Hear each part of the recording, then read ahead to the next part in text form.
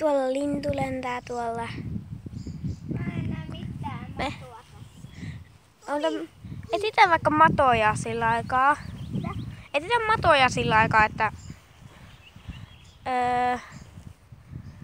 mistä ne noukkii niitä matoja oikein? No sillä omalla nokalla. Mistä täältä? Ei kun katon just, että täällä on joku lintu. Tuollakaan ei ole lintuja. Tuolla lentää! Näettekö se? Tuolla. Tuolla, näethän. Tuolla lentelee. Ai se.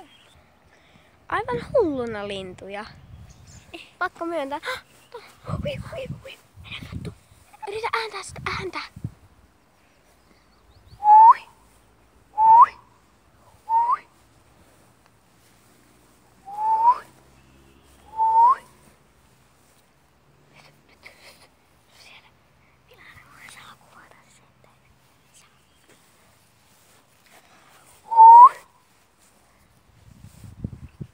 Siellä se meni.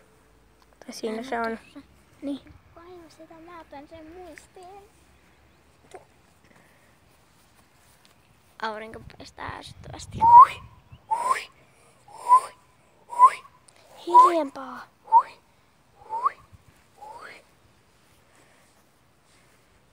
Kato. Me ollaan lintutarkkailijoita. Me tarkoitetaan linnut, että osaahan ne hyvin lentää eikä tapeta niitä, vaan yritetään niinku hoitaa niitä. Sillä on ihan niinku siellä on mato suussa. Se toinenkin.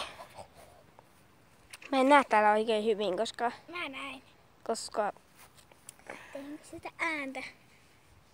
Tee vaan. Ja saa huomioon, jos ollaan paikalla ja mä sanon sitä ääntä.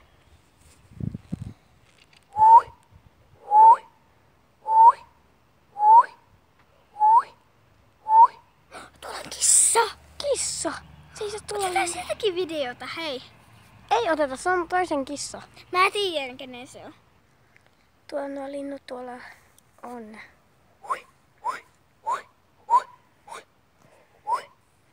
Tuolla toi kissa on tuolla.